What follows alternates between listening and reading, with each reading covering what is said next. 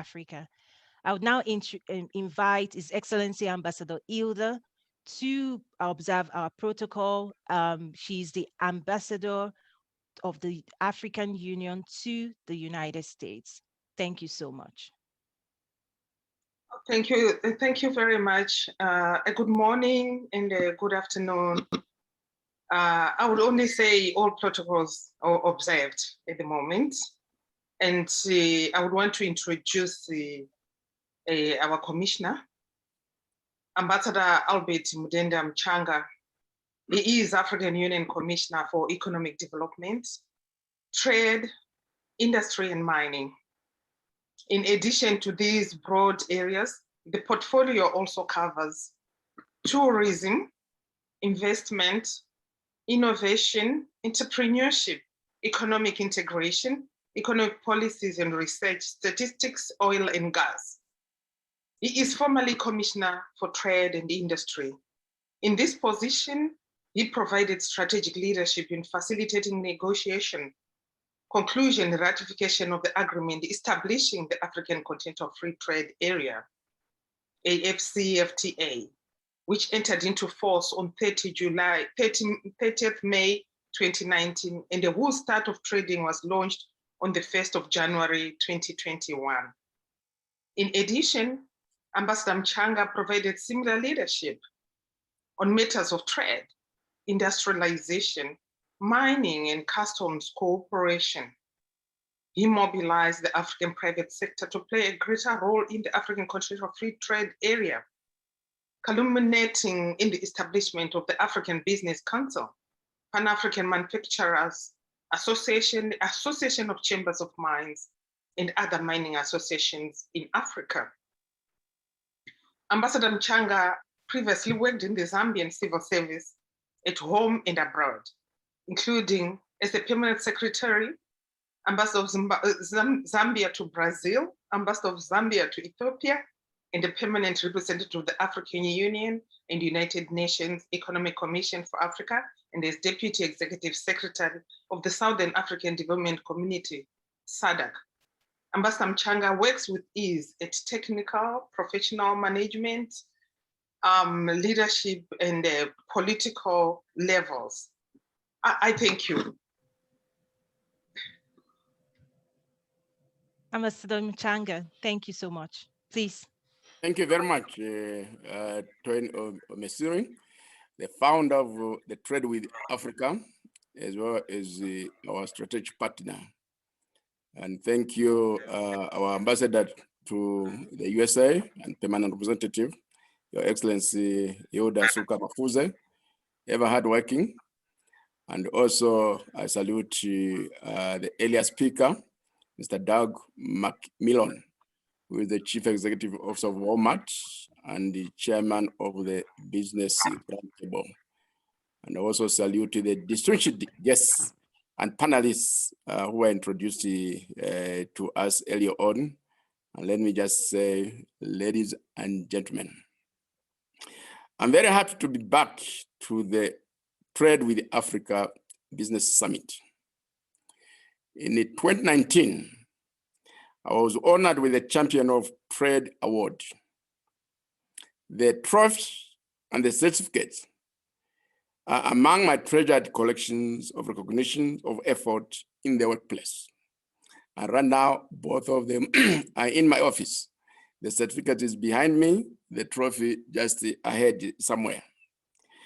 I also earnestly thank you for this opportunity to engage with you on the topic, the clarion call to accelerate economic recovery for Africa post-COVID. The topic is timely for a number of factors. Many countries around the world came up with robust stimulus packages to enable their economies weather the storm of the COVID-19 disruption. However, the resource envelope for African governments was very small relative to the needs that they faced. And this is due to their very limited public finances. As we move towards the post-COVID-19 era, some countries have come up with very aggressive recovery plans with full financing, but in the case of Africa, the International Monetary Fund estimates that the continent will between now and 2025 require $285 billion, and this money is aimed at stepping up spending in response to the COVID-19 pandemic. To mobilize this huge financing requires both domestic and external resources. The urgency also lies in the fact that Africa has undergone a recession due to the COVID-19 pandemic, a phenomenon last experienced way back in 1995, which is 25 years ago. Furthermore, projections are that between now and 2025, the economic growth rates in Africa are projected to be among the lowest in the world. Some countries will grow as much as 19%, others about 6.5%. Africa will be lower than that. Although we have these prospects that are not very bright, there's also a fact that Africa cannot afford a new era of sustained recession. Such a trend would wipe out all the gains made in poverty reduction efforts. We cannot sit back and let this happen. It is against this background that we've started, after the election and the installation of the new members of the African Union Commission, to work on measures to facilitate Africa's recovery from the COVID-19 pandemic. The work is at national, regional, and continental levels. I will focus on the efforts at national and continental levels. At national levels, the African Union member states are coming up with reforms for sustained recovery from the COVID-19 pandemic.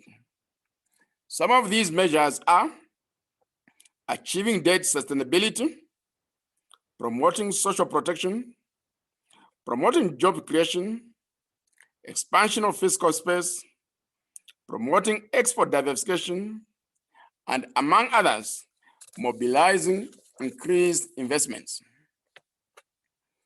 Increased investments are key to accelerating Africa's inclusive sustainable development.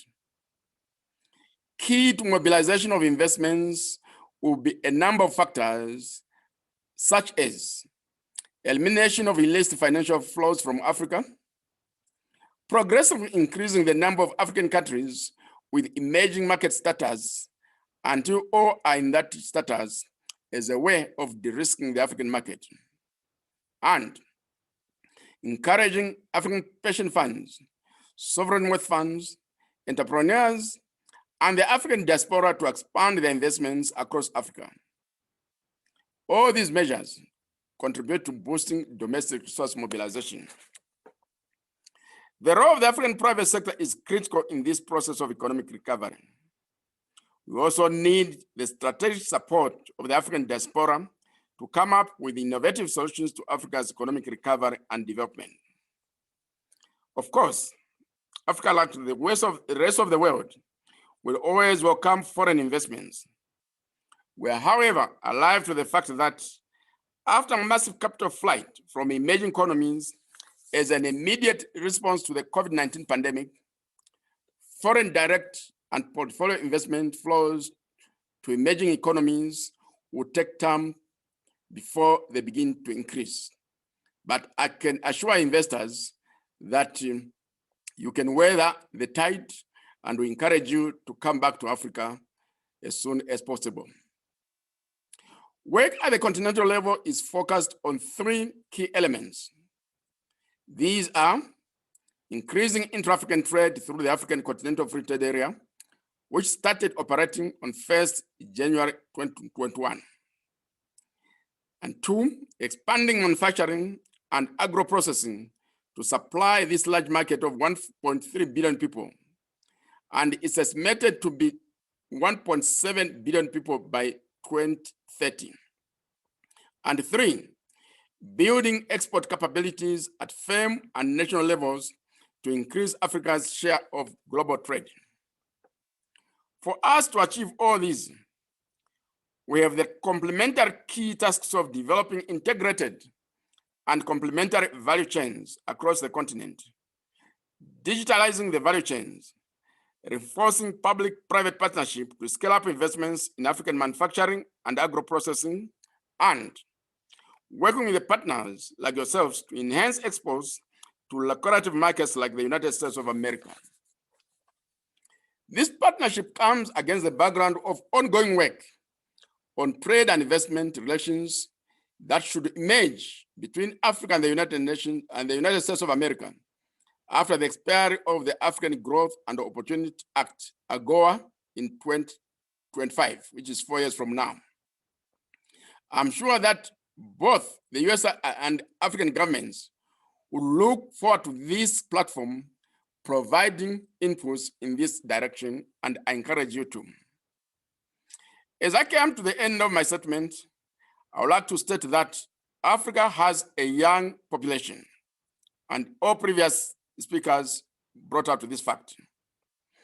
This makes the continent a future growth hub. We all need to invest in that market. The perceived market risks are not insurmountable. It is in this spirit that the Paris Summit on Financing of African Economies, held on 18th May this year, decided to establish the Alliance on Entrepreneurship in Africa, which is aimed at coming up with measures to de-risk the African market. Since the returns on investment in Africa are high and lucrative, it goes that a prosperous Africa greatly contributes to a prosperous world. The opposite, an economically weak Africa, contributes to an economically weak world, also holds true. What is clear from all this is that Africa has to prosper.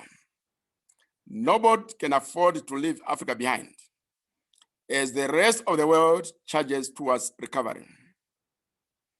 To achieve that prosperity at our level as Africa, I would like to emphasize that we must make the African Continental Free Trade Area work.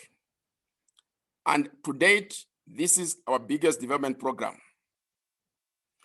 Export diversification anchored on manufacturing, agro-processing, and among others, intra-African trade in energy are key in ensuring that this market delivers to the expectation of all stakeholders. I also like to emphasize that we must also enhance to build Africa's capacities to effectively compete in global markets. A competitively interdependent Africa in global markets is an Africa with better prospects for prosperity. I conclude by also re-emphasizing that to succeed, we must work together in solidarity. You are our partner. Let us continue working together in promoting increased trade and investments relations between Africa and the United States of America. I end here and thank you for your attention. Wow, wow, wow. Like if you're in person now, I'm sure the entire floor will be clapping. But thank you so much, His Excellency. And I also want to use the opportunity to engage in a short Q&A before we let you go, sir. Is No that problem. okay? Fantastic. Okay. Yes, yes. So honorable panelists and attendees, use the question box to submit any question you have, but right away, I have mine already, sir. Congratulations on all your successes and again, your expanded role, particularly in the economic development for the continent. Also, in reading your bio and, Ambassador Hilda, the African Union ambassador to the United States, did a fantastic job on that piece. I also realized that you're very passionate about the private sector, sir. You know me, I'm always talking about the private sector. In fact, what I like to say about our platform is it is private sector led, but policy supported.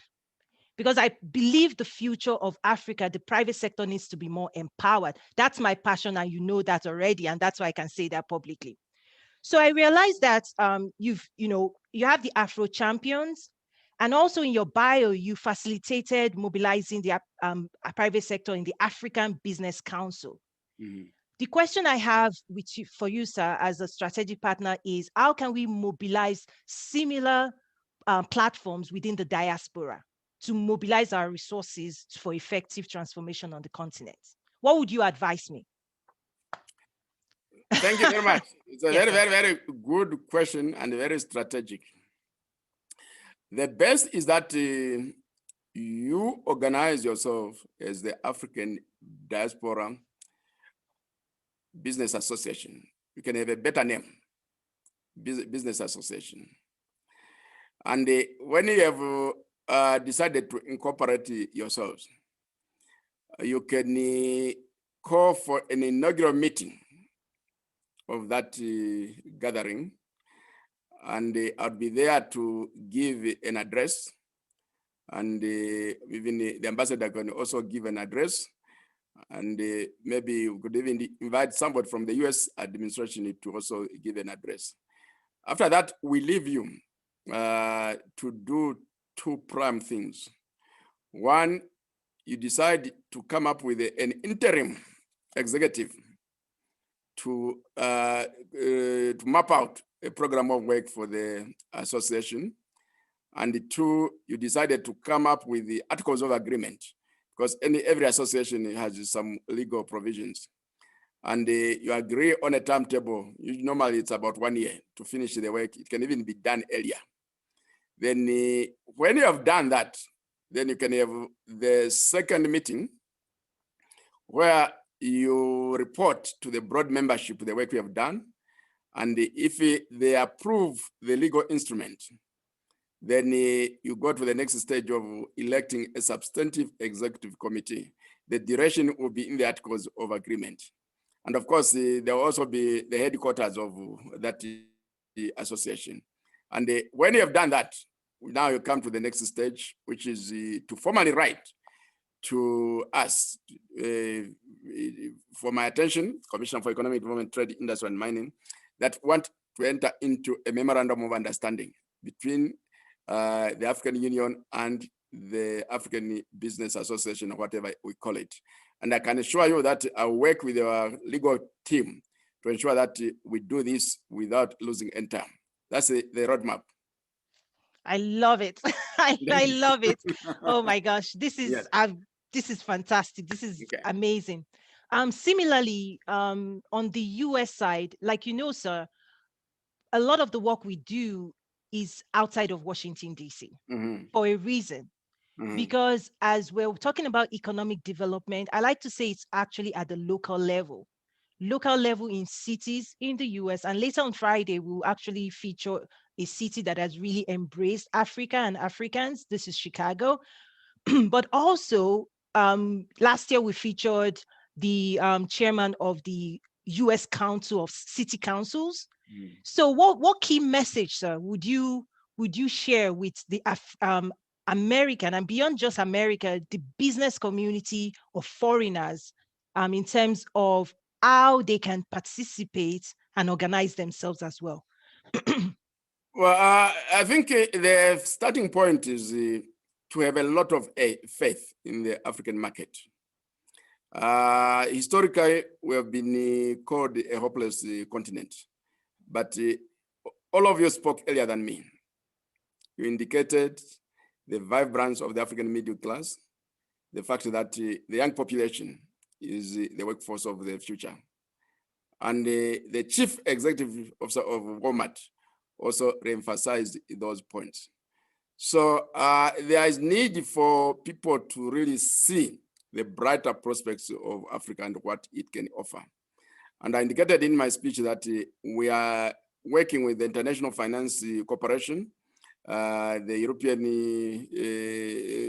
Union, among others, to set up the Alliance for Entrepreneurship Development in Africa. This is aimed at de-risking the market. So I would invite our colleagues really to show greater interest in Africa. The opportunities are huge. And anchored on this is the large market that we have created, and you also talked about it, the African Continental Free Trade Area. American business is normally emphasizes on large scale. Now we are creating a market where if you produce in Ethiopia, you export duty-free across the whole of Africa, which is very lucrative. So the opportunities are very, very, very vast. And if they want us to have regular engagement, like I'm having an engagement with you this afternoon, we are available. Definitely, and that's something we would love to also help facilitate. I think one thing is we have to keep this going. It's not a one-time done. So we have to open that channel. So I also want to, yes, I also want to publicly thank you, sir, because I tell my community, even beyond just inviting you to show up for my community, behind the scene, you allow us to tap into, the resources and also partner and engage. Just like in last October, I had the honor of facilitating a trade facilitation training for government. So thank you so much for allowing us to do that, to bring our skills and resources to the table. We do have a question here from Mr. Bernard Buteng. I believe he's joining from Ghana because he's a member of the network. His question is targeted towards the infrastructure. What is the Africa doing to develop infrastructure to support the AFCFTA or economic development, if I can say that in general? Well, the key element is resource mobilization. We have a huge package of infrastructure programs and projects across Africa. The annual financing gap is about 170 billion US dollars. Part of the problem has been the fact that most of these projects are not well prepared and therefore cannot mobilize or cannot not attract public-private partnerships. So we are working with our partners to see if we can boost the project preparation capacities across Africa so that we come up with bankable projects. And then we're also teaming up with the private sector to assist us in mobilizing financing for infrastructure development. And one of our partners is based in Ghana, which is the Afro Champions. So we have a program where we are going to be mobilizing resources. But the biggest incentive right now is that we have created the African Continental Free Trade Area, which makes it very economically viable for people to invest in large scale projects. For example, if one invested in the Inga Dam project, which is in the DRC, and one of the key shortages we have as we move towards enhanced industrialization is in energy. We need a lot of energy resources. So with this large market, it will be easier now to establish a huge infrastructure programs like the Inga Dam, because we have a red market ahead of us. Thank you. Fantastic. The next question actually connects very nicely to that. And I believe it's coming more from an SME, from a small, medium-sized enterprise standpoint. As we know, the base of Africa is primarily the small, medium-sized company. And the question is around just your advice in terms of how can they mobilize, funding for the private sector, particularly small, mid-sized organization? Just your advice. Well, I think a number of factors affect SMEs, some of which is that they lack capacity in bookkeeping.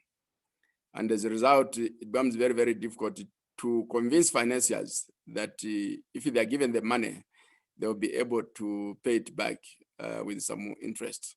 So capacity building for SME is quite important. And we have realized ourselves that to build Africa entrepreneurship, we must start with the small and medium enterprises. Most of today's big businesses were companies that started sometimes in the classroom or sometimes in the father's garages and so forth. But today they are big companies. So starting small is the right thing to do.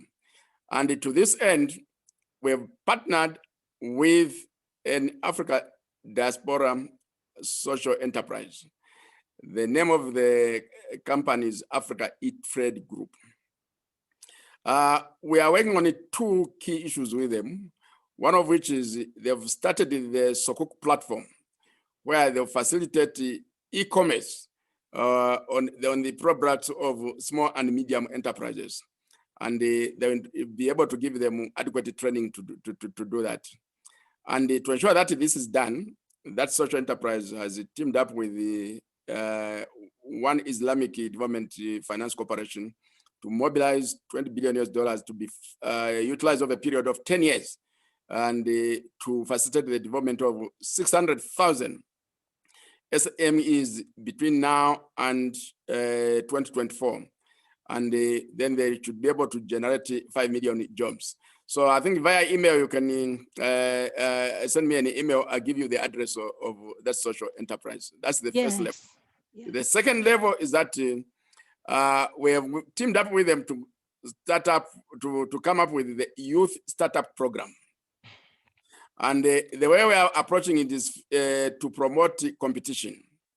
So we agreed that we are going to have 150 youth startup operators, including those from the diaspora, to compete for exhibition space at the Intra-African Trade Fair, which is supposed to take place in November this year, December this year. There has been some changes on the venue, but we intend to have it. If not, we're going to have a virtual platform. Now, I'm advised that so far there are about 2,600 applications. So again, I can give you the address so that you encourage others to compete. They've not yet closed the bids. And those who are chosen, the 150, are going to be networked with the venture capital firms. And we are targeting to raise about $3 billion in equity financing during those activities. So that's what the advice I would give to the SMEs. The opportunities are there, so make use of them. And you are the ambassador. I'll give you the details of the contact organization. Thank you. Yes. In fact, now that you're saying it, I think I'm already plugged in. He's based in Canada, right? Yes. The secretariat in Ghana. I don't need to give you the address, yes. You just, I already secretary the address to the interested parties, yes. Yes, we had a conversation. The secretariat in Ghana introduced us, and we had a very, very frank conversation, and he did share everything you're saying. You know now. him. Yes. Yes. He's an elder, and I appreciate that. But definitely, I think you bringing it up definitely also calls my attention back to that. That is something I need to bring to my community. Yes. Fantastic. Thank you. There's a question on agriculture. Professor Nimrod, he says, what is the one thing that you would like to change to advance agro industry across Africa?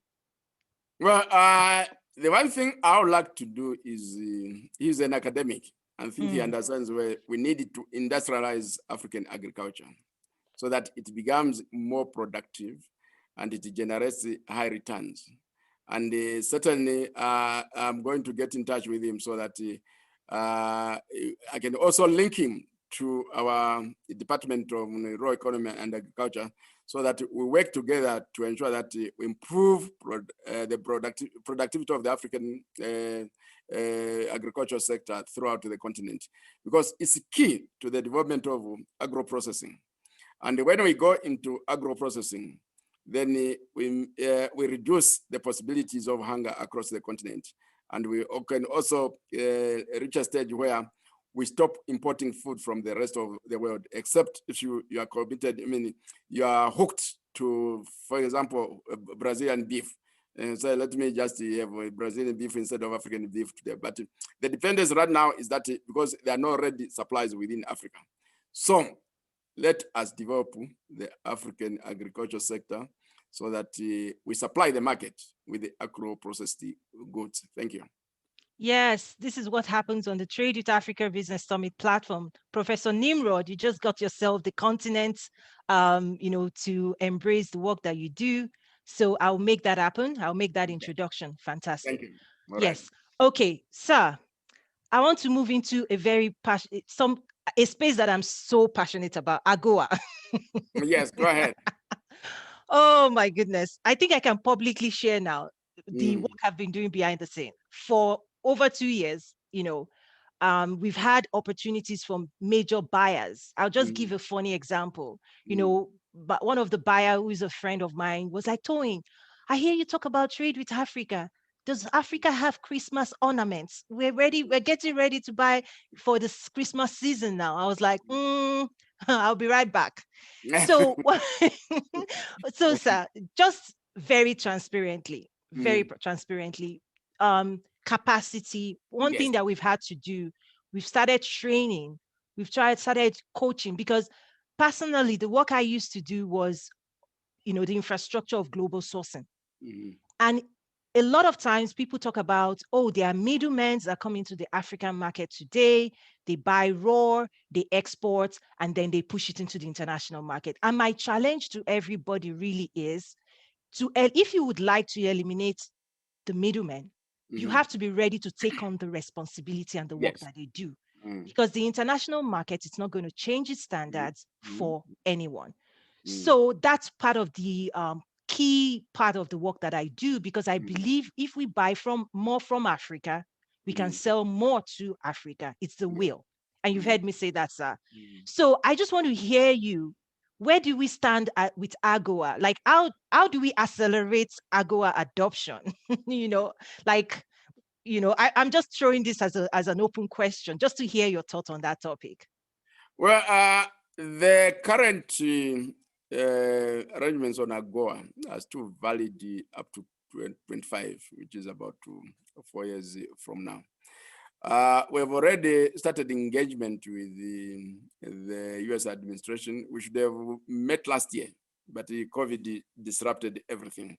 So not too long ago, the virtual meeting with the US Assistance Trade Representative, where we said, where do we take it from now?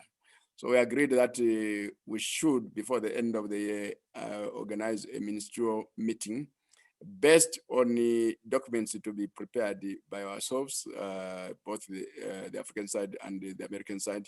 And our ambassador in Washington, DC is going to be key in the production of those documents.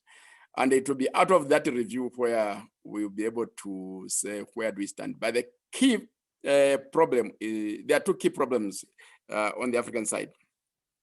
One is investment capacity. Very few African would-be suppliers cannot supply a market of 350 million consumers in the US. So we need to expand the investments across. And then the next issue is limited capacity to meet the technical standards that are required for the product to enter the market. And this comes under the broad umbrella of enhancing capacity to export across the world. So this is one of the key elements that we are working on. Certainly it's a major problem, but we are working towards meeting that problem. Thank you. Thank you, sir. And tomorrow, actually, for everybody, we'll be having representative from the Prosper Africa team as well, through our own engagement with them. There are about 17 US government agencies that supports trade with Africa. And tomorrow we'll be hearing from Mr. Bill, who will be sharing more in terms of the various key opportunities, exporting to US, exporting to Africa, investing in Africa, investing in US. So please look out for that as well. His Excellency, this has been an honor. Any parting words? I'm still going to keep, reaching out to you. You're welcome. Anytime, as you say, come, I'll come running. Oh, it's such an I'll not honor, let you sir. down. Oh my God, this I'm a is strategic partner. So yes, rest sir. assured that I'll always be there to support you. Oh my gosh, this Yeah. public vote of confidence in our work is just You deserve it. I cherish it. You Thank deserve you. it. All Oh, right. thank you, sir. Thank That's you. it. Bye-bye. Thank you so much. Thank you to your team in All right. Accra. Thank you to Mr. Terek, Ambassador. Thank you. Ambassador Hilda, do you want to say anything, please? Unmute, please. This is your floor. Unmute, ma'am. We need to unmute you, ma'am. Okay.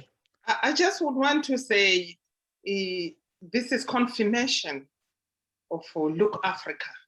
And when the Commissioner Mchanga speaks, know that there's business there. So it's time to run to Africa right now. And we really have to ensure we make our youth get to a certain level. And they are the future of tomorrow. And with this population boom, it's Africa way. Look Africa. Thank you. Fantastic. Beautiful words, ma'am. Such an honor. And thank you to Mr. Terek for also helping to facilitate this. Such an honor. Thank you. Thank you. Bye-bye. God bless you. Bye, sir. God bless you, sir. God bless you.